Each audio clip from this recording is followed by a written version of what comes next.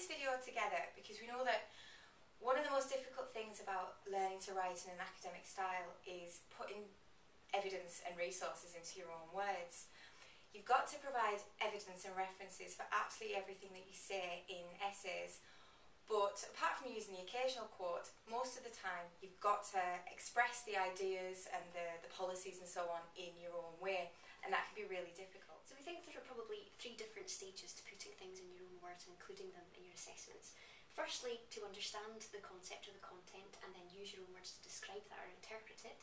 Then decide on what has to be changed within that content. So what words do you have to keep in terms of terminology and what can you then rephrase in your own formalised language. And then the third stage is to convert your own understanding into that academic prose. So what we've included as a post in the blog are 2 different extracts. Firstly from a Griffith 2007 journal paper and then laterally from the Nursing and Midwifery Council. So what we're going to do is have a bash at putting the first extract into our own words. So I'm going to read it out to Steph and then she's going to tell me what she thinks that we have to keep in terms of terminology and then putting the rest into our own words in order to be able to formalise that and then use it as a reference resource within one of the assessments. So the extract says, nurse prescribers will encounter patients who are reluctant to take the medicines they prescribe. Where this person is a capable adult, then the nurse prescriber will have to accept the decision as the free choice of the individual.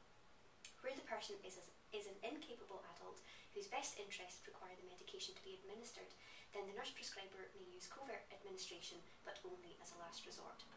So what do you reckon is the main thrust of that text? Okay, I think it's got a number of key points to it. The first is that nurses come across patients who don't want to take their medicines for whatever reason, and that these patients can be broken down into 2 categories.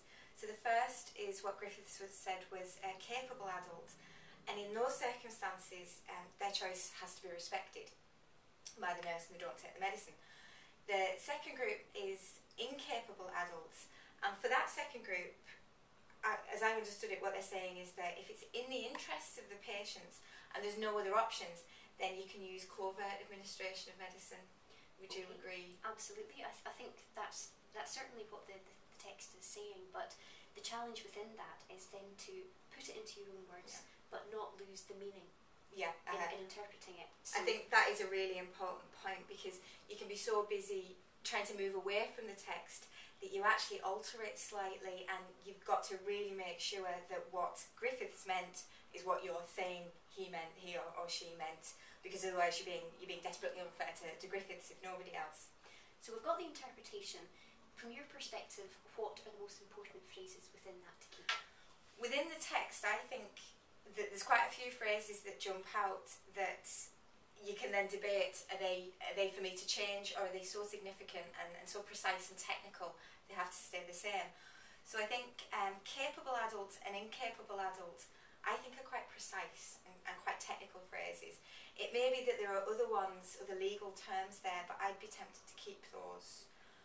I also think that the term covert administration, again, technical, it's nurse vocabulary, so I wouldn't change that. It is possible, you could say things like the secret application of medicine, but you're really losing the meaning of it. And it looks like you've just substituted the words for alternatives rather than actually interpreting it in your own way, or maintaining the standards of healthcare practice. Yeah, and equally, Griffith didn't come up with that expression covert administration. It belongs to healthcare in general, so that I would definitely keep. But then there's others, such as free choice of the individual or a last resort. To me, they're just phrases that Griffith used that kind of belong to the author.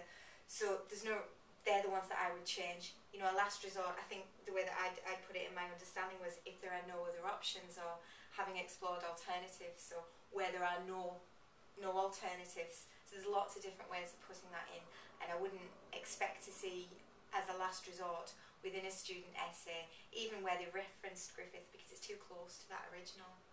So that's a couple of ideas in terms of interpreting the information, in terms of keeping valuable phrases that can't really be changed.